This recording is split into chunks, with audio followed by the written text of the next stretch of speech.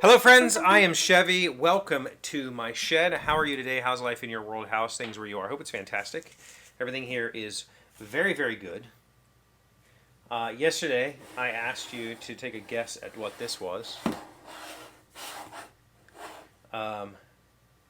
Chris guessed it was a giant pair of tweezers. This is not a giant pair of tweezers. I think Chris probably knows what this is. Maybe a few others out there might know what this is. This is a guitar stand. This is a prototype guitar stand specifically made for bass guitars. I have a guitar stand that I bought Amazon Basics guitar stand, and because it's a guitar stand and it's really more of an acoustic guitar stand, my bass leans back like it's kind of ridiculous. So I've been thinking about making a bass specific because bass bodies are longer, they're bigger. So I moved the contact point up. This will get padded in leather. This will get padded in leather. Everything will get smoothed over and rounded, and then we'll try it out. But I didn't buy this, or I didn't build this because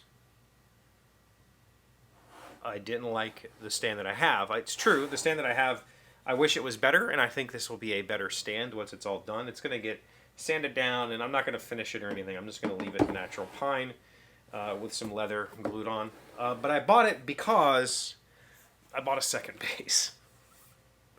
This is my new, to me, Sterling Sub-Series Stingray 4. This is the kind of the... so my precision bass is a Squire that's made to be like not a beginner's guitar, but it's like the lower end version of a Fender. This is the lower end version of the Music Man Stingray, and I got it for a couple like $200 with a case, and it still has all of the peel is still on it. The guy had it for a year. He said he bought it to play a gig, and that gig never happened, and so it's just been sitting in his house for the last year. And he said it needed to find a home, so I paid him $200 all in for this and a brand new Roadrunner gig bag, and I felt like that was a great deal.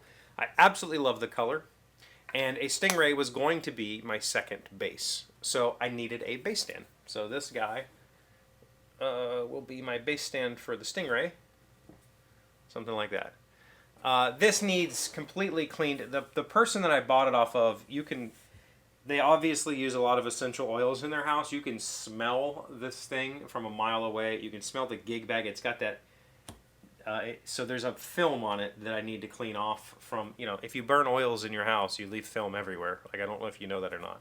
Or wax or whatever. So this thing's got like a waxy film on it that I need to remove. The frets need cleaned. The thing needs set up very badly. There's zero relief in this neck. In fact, there's probably some negative relief, which is not good. I'm going to put new strings on it because they're starting to corrode already, and just clean it up, and make it play. I haven't plugged it in yet. I haven't done anything with it. It's been sitting in the basement just degassing to get that kind of stench off of it, and then I'll clean it up and start using it soon. I wanted this. I probably should someday, if you're interested in this sort of thing. Maybe when I do the pedal video and I have the amp down here, I'll show you why this was always going to be my second bass. But really, it comes down to, in my head, there are two sounds that I consider to be my favorite sound of a bass. And the first is just a clean, like, kind of an upright bass tone that just boom, boom, boom, boom, nothing crazy. And the second is a more metal, rock sound. It's a bit grittier and heavier. So because that original upright bass sound was the sound that I most wanted, I bought a P-bass first. And the P-bass sounds like an upright bass. You can dial the tone down a little bit and make it sound a little thinner. Make it feel a little bit more rockish. And, a lot. I mean, the vast majority of albums you've listened to in the rock genre have been recorded on a P-bass. But the Stingray, this was designed by Leo Fender, so it's the same designer as the P-bass. This was designed like 10 years later or something. He learned a bunch of lessons when he designed this. And so the sound that this makes is very gritty, it's very metallic, it's harsh. It doesn't sound anything like an upright bass. And that's why I wanted it. Because you can chase, like, musicians love to chase tone. Like, they'll play a thing and they'll go, oh, that doesn't sound like my sound. As a former musician, I don't know, I'm a bass player, I suppose. I don't really get a lot out of that argument. Like, when you put a whole bunch of musical instruments together, obviously, if you're playing an acoustic song and the bass player's got his overdrive cranked and his tone is super gritty and nasty, that doesn't sound right. But for the most part, this bass could fit in with just about anything. So could my P bass. It would work on almost any genre. It's just, I don't know.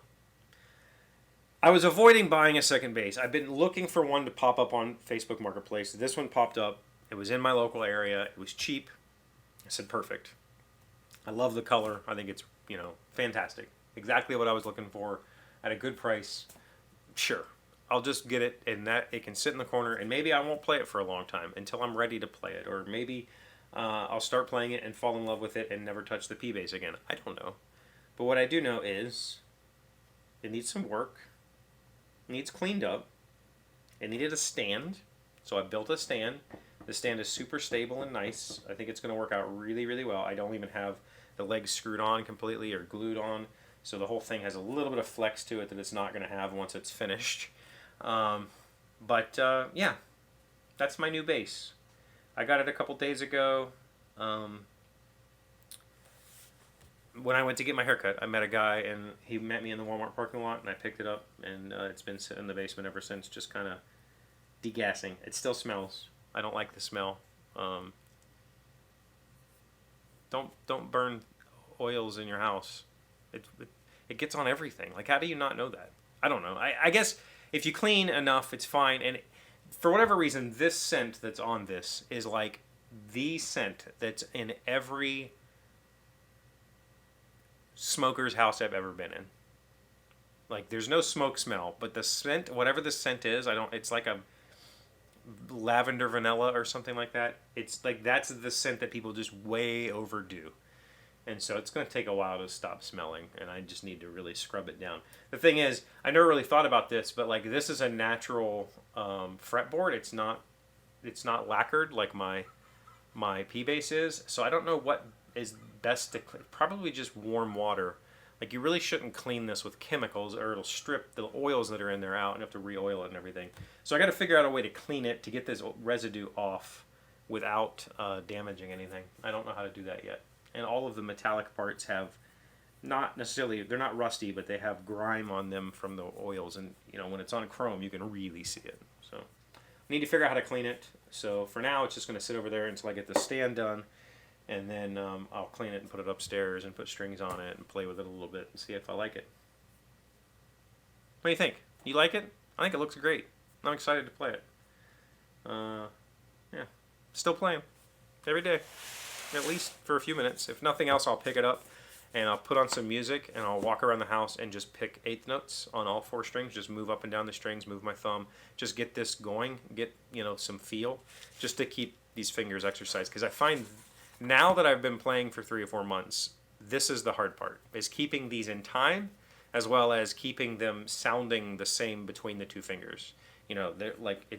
They're never going to sound exact. I'm always going to pluck a little bit harder with one finger. But the more I practice, the better it gets. And the more I practice, the better time I can keep this way. And I'm not loping or, slowing down or whatever. This hand, I'm finding it to be pretty useful. Like, it just kind of does what I ask it to do. And that's pretty remarkable. So anyway, new bass.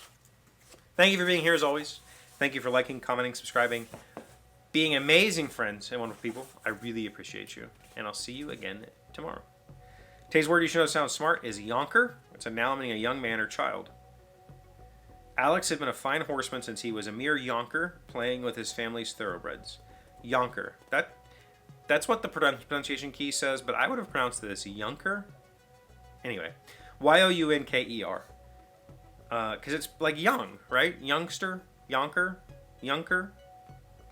How would you say it? I think the pronunciation key says Yonker. Y-A-H-N-K-U-H-R. Yonker. Yonker? Whatever.